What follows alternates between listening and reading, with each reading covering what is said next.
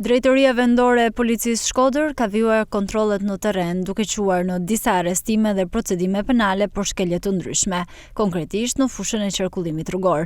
Specialistët e sektorit të qarkullimit rrugor arrestuan shtetasen OH, 41 vjeçe e banuese në Shkodër, e cila duke drejtuar automjetin në gjendje të dehur në lagjen Selo Halili, ka përplasur një automjet të parkuar duke shkaktuar vetëm dëme materiale.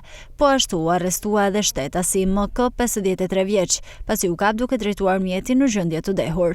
Në vijim u arrestua edhe shtetasi EK, 38 vjeç, banues në Koplik, i dyshuar për ushtrim dhune ndaj bashkëshortes. Gjatë largimit nga banesa, ai ka humbur kontrollin e automjetit që drejtonte në gjendje të dehur, duke dalë nga rruga dhe pësuar dëmtime të lehta.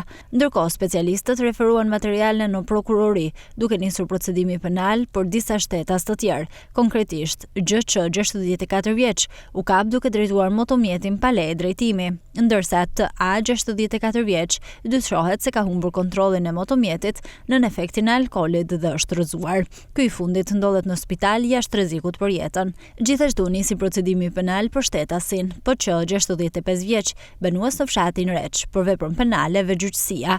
Sa i përket aksidenteve rrugore, në aksin kryebushat Mjed është regjistruar një përplasje mes një motomjeti dhe një automjeti, ku përpasoj është dëmtuar drejtuesi i motomjetit, shtetasi HB, 60 vjeç. Ai ndodhet në spital jashtë rrezikut për jetën. Të gjitha materialet proceduriale janë referuar prokurorisë pranë gjykatës së shkallës së parë të jurisdiksionit të përgjithshëm Shkodër për veprime të mëtejshme.